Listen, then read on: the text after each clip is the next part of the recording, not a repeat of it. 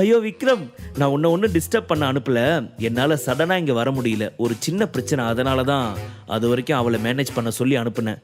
ஆனால் அவள் என்னை விட அதிகமாகவே உன்னை டார்ச்சர் பண்ணிட்டாளா என்று கேட்டுக்கொண்டு அவள் சிரிக்க, இங்கே பார் சௌந்தர்யா, இனிமே இந்த மாதிரி பண்ணாதே, எனக்கு நிறைய வேலை இருக்கும். நான் இப்போ மாதிரியே எல்லா டைமும் பொறுமையாக இருப்பேன்னு நினச்சிக்கிட்டு இருக்காத. நான் சொல்கிறது உனக்கு புரியுதா என்று அவன் மிகவும் தீவிரமாக சொல்ல, அதை கேட்ட சௌந்தர்யா சிரித்துக்கொண்டே, ஆமாம் ஆமாம் சார், இப்போ ரொம்ப பெரிய பிஸ்னஸ் பர்சன் ஆயிட்டீங்க, அதனால உங்களுக்கு ரொம்ப நிறைய வேலை இருக்க தான் செய்யும் என்று குத்தலாக சொன்னாள். அவள் என்ன சொல்ல வருகிறாள் என்று விக்ரமிற்கு எதுவுமே புரியவில்லை. ஏதும் பேசாது அமைதியாக அவளையே பார்த்து கொண்டிருந்தான். என்ன விக்ரம் அப்படி பார்க்குற? உன் கண்ணுக்கு நான் இன்னைக்கு அழகா தெரியறேனா என்ன என்று மிகவும் ஆசையாக அவள் கேட்க, விக்ரமோ, அம்மா தாயே, நான் உன்னை பார்க்கவே இல்லை என்று சொல்லி தனது கழுத்தை அவளிடம் இருந்து திருப்பி கொண்டான். சரி சரி, ரொம்ப நேரம் இப்படியே கழுத்தை திருப்பி வச்சுக்காத, அப்புறம் கழுத்து வலி வந்துடும், சரியா? நான் இப்போ பேச வந்த விஷயத்த சொல்கிறேன். ஏன்னா உன்னை எப்பவுமே என் வழிக்கு கொண்டு வர முடியாது போல, அதனால தான் என் மண்டை மூளை எல்லாம் கசக்கி புழிஞ்சி நான் உன் வழிக்கு வரலாம்னு முடிவு பண்ணி இப்போ பக்காவாக ஒரு பிளானோட வந்திருக்கேன் என்று சொன்னாள். உடனே அவள் பக்கம் திரும்பிய விக்ரம் என்ன என்பது போல் கண்களாலேயே கேட்க, நான் உன்னை என்னோட கம்பெனியில் சேர்மேன் வேலைக்கு சேர்த்துக்கிறேன்னு சொல்லியும் நீ எதுக்காக ஒத்துக்க மாட்டேன்னு சொன்ன? ஆனால் இப்போ நீ நந்தகுமார், ராக்கெட் ராஜா எல்லாரும் சேர்ந்து மொத்தமாக சென்னை சிட்டியையும் கலக்கிட்டு இருக்கீங்க போல என்று அவள் சொன்னதுதான் விக்ரமிற்கு அத்தனை ஒரு ஆச்சரியம். என்ன பேசிக்கிட்டு இருக்கா? எப்படி கரெக்டாக நந்தகுமார், ராக்கெட் ராஜா பற்றிலாம் பேசுகிறா? இவளுக்கு என்னை பற்றின உண்மை எதுவும் தெரிஞ்சிருச்சா என்ன என்று மனதிற்குள் ஏதேதோ யோசித்தான். அன்னைக்கு லிசா பூபதியை உன்னோட பார்க்கவும் நான் உன்னை பற்றி ஏதேதோ தப்பாக நினச்சிட்டேன். ஆனால் இப்போ நீ அவளோட ஃபேமிலி சப்போர்ட்டில் ரொம்ப ஹை லெவலில் போயிட்டு இருக்க போல என்று அவள் கேட்க, என்ன இவ புரியாத மாதிரியே வச்சு பேசிக்கிட்டு இருக்கா? லிசா பூபதி சப்போர்ட்டில் நான் வாழ்ந்துட்டு இருக்கேனா? என்ன பேசுகிறா இவ என்று மனதிற்குள் நினைத்தான். என்ன விக்ரம், எனக்கு எப்படி இந்த உண்மையெல்லாம் தெரிய வந்ததுன்னு யோசிக்கிறியா? இப்போ நீ முழுக்க முழுக்க லிசா ஃபேமிலி சப்போர்ட்டில் தான் இருக்கன்னு எனக்கு ரொம்ப நல்லாவே தெரியும். அதனால தான் அவங்க பணபலம் மூலமாக நீ நந்தகுமார் கூட ஒரு பிஸ்னஸ் பார்ட்னர்ஷிப்பில் இருக்குன்னு என்னுடைய கெஸ்ஸிங். மை கெஸ்ஸிங் கரெக்டா என்று அவள் சிரித்து கொண்டே கேட்டவள் மேலும் அவனிடம், ரீசெண்டாக லத்தீன் குடும்பத்துக்கு எதிராக ஏலத்தில் ஒரு ப்ராஜெக்ட் வின் பண்ணியிருக்கீங்கன்னு கேள்விப்பட்டேன். கங்க்ராட்ஸ் விக்ரம் என்று அவள் சொல்ல, அப்போ இந்த கங்க்ராட்ஸ் சொல்றதுக்காக தான் என்னை இங்கே வர சொன்னியா? இதை நீ நார்மலாகவே ஃபோன்லேயே சொல்லியிருக்கலாமே என்று அவன் சொன்னான்.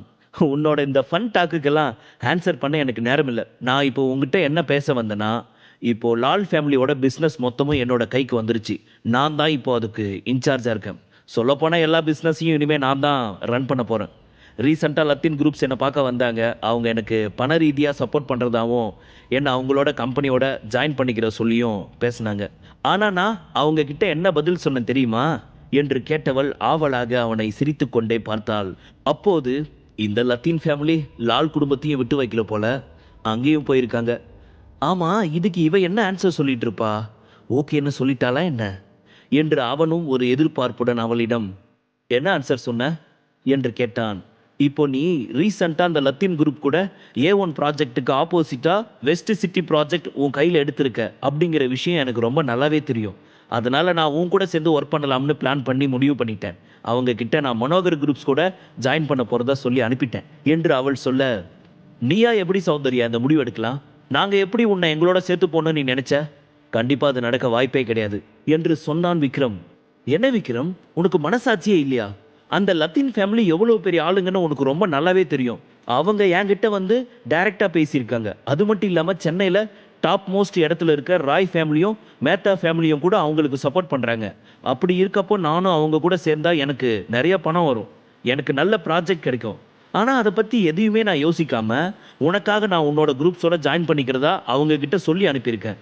இதை நினச்சி நீ சந்தோஷப்படாட்டியும் பரவாயில்ல, அட்லீஸ்ட் உங்கள் கூட சேர்த்துக்கலாம்ல. என்னை எதுக்காக உன் கூட சேர்த்துக்கவே மாட்டேன்னு சொல்கிற? நீ பண்ணுறது உனக்கே நியாயமாக இருக்குதா? உனக்காக எவ்வளவு பெரிய ஆஃபர் வேணான்னு சொல்லிட்டு வந்திருக்க, அப்படி இருந்தும் நீ இந்த மாதிரி தான் பேசுவியா என்று சிறிது கோபமாக கேட்டாள் சௌந்தர்யா. ஹே பியூட்டி, டோன்ட் வரி. நீ எனக்காக எந்த ஒரு ஆஃபரையும் அவாய்ட் பண்ண வேணாம். உனக்கு அந்த லத்தீன் ஃபேமிலி கூட போய் ஜாயின் பண்ணணும்னு இன்ட்ரெஸ்ட் இருந்துச்சுன்னா போய் தாராளமாக ஜாயின் பண்ணு. அவங்க கூட சேர்ந்தாதான் உனக்கு நிறையா பணம் வருமே, நல்ல ப்ராஜெக்ட் பார்க்கலாமே, உன்னோட கம்பெனி இன்னும் நல்லா டெவலப் ஆகுமே. அப்புறம் எதுக்காக நீ எங்களை தேடி வந்திருக்க?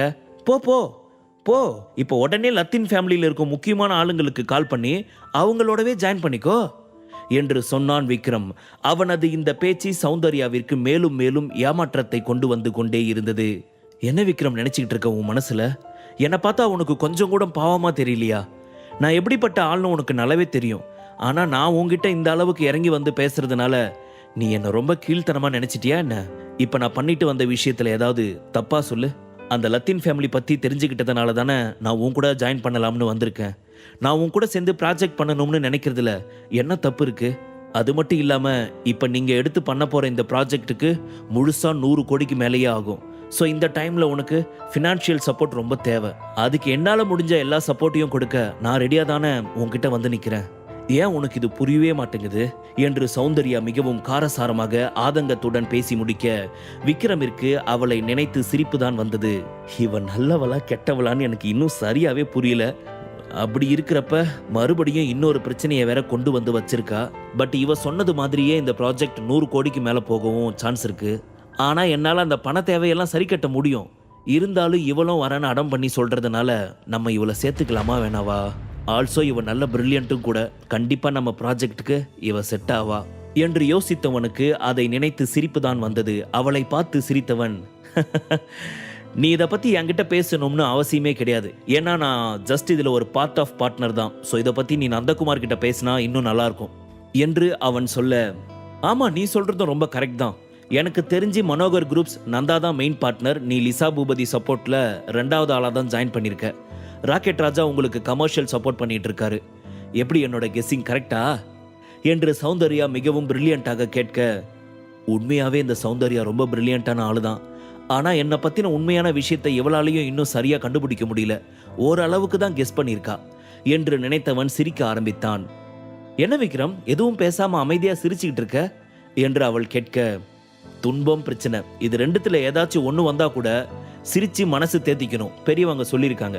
இப்போ எனக்கு ரெண்டும் ஒன்னா சேர்ந்து வந்த மாதிரி தோணுது, அதான் சிரிச்சிட்டு இருக்கேன் என்று அவன் சொல்ல, அப்போ என்னை பார்த்தா உனக்கு பிரச்சனை மாதிரி தெரியுதா?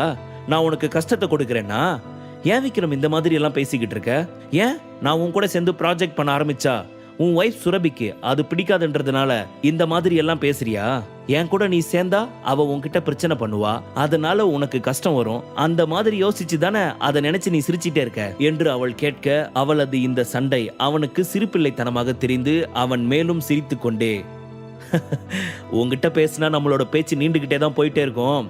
எப்படிதான் இந்த பொண்ணுங்களால மட்டும் ஒரு 5 நிமிஷத்துல முடிய வேண்டிய கான்வர்சேஷனை 2 மணி நேரம் இழுத்துட்டு போக முடியுதோ தெரியல என்று ஏதேதோ விளையாட்டாக சொன்னவன் அவளிடம், சரிவா நாம இப்ப கிளம்பலாம் என்று சொல்லி அங்கிருந்து கிளம்பி போக போன சமயம் சௌந்தர்யாவை பார்த்த விஷாலினி, சௌந்தர்யா நான் ஒருத்தி இங்க இருக்குன்றது உனக்கு ஞாபகம் இருக்குதா இல்லையா என்று கேட்க, ஐயோ சாரிடி, நான் இவனை பார்த்த ஏதோ ஒரு எக்ஸைட்மெண்ட்ல சுத்தமா மறந்துட்டேன் என்று சொன்னாள் சௌந்தர்யா.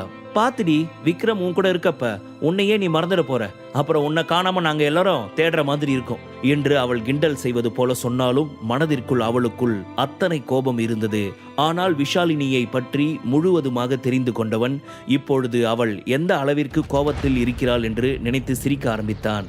என்னாச்சு விக்ரம், ஏன் சிரிக்கிற என்று சௌந்தர்யா கேட்க, ஒன்றும் இல்லை. ஆமாம் ரீசண்டாக உனக்கு ஒரு ஆள் கூட என்கேஜ்மெண்ட் ஃபிக்ஸ் பண்ணி இருக்கிறதா கேள்விப்பட்டேன், நிஜமாவா? அதுவும் இல்லாமல் அவங்க இவங்களோட தம்பின்னு கேள்விப்பட்டேன் என்று அவன் சொல்ல, அப்படின்னா நீ நான் சொன்ன விஷயத்தை பற்றி பேசலை, நீ இங்கே வந்து வேற ஒரு பிளான் எக்ஸிக்யூட் பண்ணியிருக்க அப்படித்தானே என்று கேட்ட சௌந்தர்யாவின் முகம் கோபத்தில் சிவந்தது. முழு கதையையும் கேட்டு மகிழ பாக்கெட் FM ஆப்பை டவுன்லோட் செய்யுங்கள். லிங்க் டிஸ்கிரிப்ஷனில் கொடுக்கப்பட்டுள்ளது.